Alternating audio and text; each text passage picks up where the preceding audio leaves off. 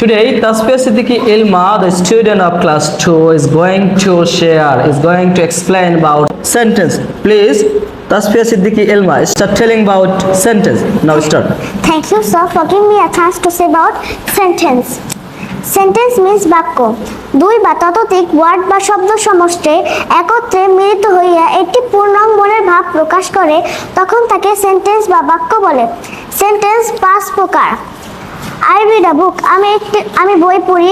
He goes to school, সে স্কুলে যায়। Mother is cooking, মা রান্না করে। হোয়াটস ইউর নেম, তোমার নাম কি? Does he go to school, সে কি স্কুলে যায়? ইজ মাদার কুকিং, মা কি রান্না করে?